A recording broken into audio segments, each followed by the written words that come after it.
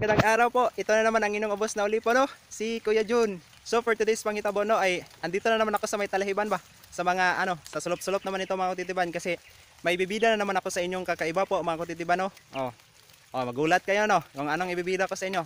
Ito ay mga kutitiban, ito naman ay hindi ito wild fruits na ibibida ko sa inyo, no? Hindi isa tong halaman ba na kakaiba. Pero hindi ko naman kilala ito mga kutitiban, no? Kung meron kayong alam nito mga kutitiban ay pwede kayong magtanong sa mga experts po, sa mga nag-aaral sa mga plants po mga kutitiban para kumbaga meron tayong dagdag na kaalaman mga kutitiban, no? So ibinibida ko lang ito mga kutitiban, hindi naman talaga ako isang isa bang mga expert na nag-aaral sa mga plants o ganon tawag doon.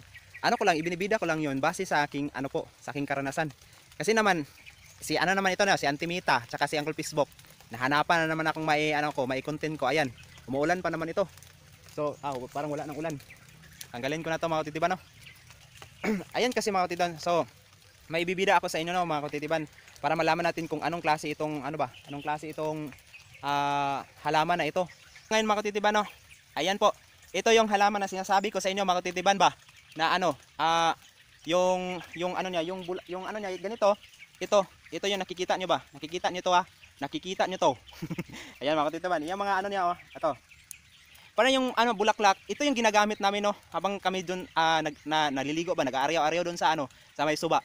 Pagka wala kaming sabon or shampoo na pang namin sa buhok namin, ito yung ginagamit namin mga kutitiban. Kasi yung katas nito, halimbawa nito, pakita ko sa inyo pakita ko pakita ko ayan ayan ayan yan kasi mga kutitiban, ayan mga kutitiban, yan, yung dagta na yan, ito yung sinasabi ko sa iyo, malapot siya po.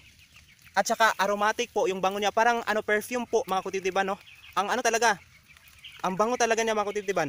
Ito yung ginagamit namin, no. Disclaimer lang po ito mga kutitiban, ha. Disclaimer lang po ito. So base lang po ito, hindi na ako nag-research, no. Base lang po sa aking karanasan, no. Makikita mo itong mga klaseng mga tawag dito. Makikita mo itong mga klaseng mga mga ganitong klaseng halaman. Diyan lang sa sa tabi-tabi ng tabi-tabi ng ilog makikita. Marami kasi ito sa tabi-tabi ng ilog, makikita mo ito. Ito yung kinukuha namin. Tapos pinipisa namin ganito, pinipisa namin. Tapos ayan, tumutulo na 'yon, tumutulo, di ba? Ayan.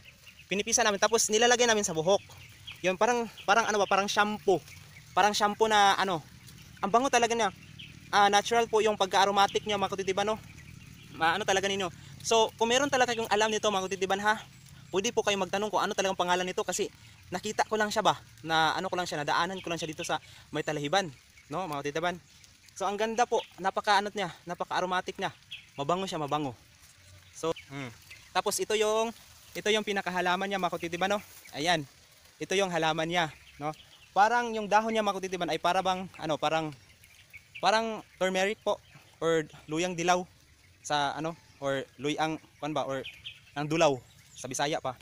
So ito yung niya, napaka aromatic po yung bango ng tawag dito, bango ng itong sinasabi ko sa inyo.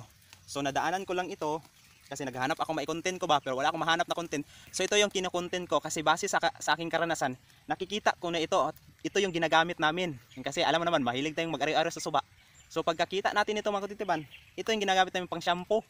Pag walang shampoo, walang sabon talaga, yun ang pang namin, namin sa buhok. Siya, madulas-dulas yung madulas yung buhok mo kasi yung dagta niya parang matubig siya. Kagaya niyan po, aray ko. Kagaya niyan po, pagka pinislit ko yan mga kutitiban, may lumalabas na dagta niya. Ayan Ayan. Ayan mga kutitiban, ha. Yan yung dagta niya tapos lalagay mo dito. So, maganda po siya, no. Maganda siyang namin, pang shampoo namin mga kutitiban. So pagka disclaimer ulit po, pag wala po kayong alam, pwede po kayong magtanong sa mga expert po na nakaalam nito mga kutitiban, kung pwede ba natin siyang gamitin. Basta base sa aking karanasan, ginagamit ko ito nung bata pa ako, na maliligo kami sa suba doon. Namin, sinashampoo namin ba. So ayun po, meron po tayong natutunan, no, konting kaalaman po ukol dito. So magtanong lamang po kayo kung anong pangalan nito mga kutitiban para malaman natin. Comment down po sa ating comment section below po. At hanggang dyan na lamang po mga kutitiban, no. At maraming salamat po talaga sa inyong panonood sa aking video. Bye bye po!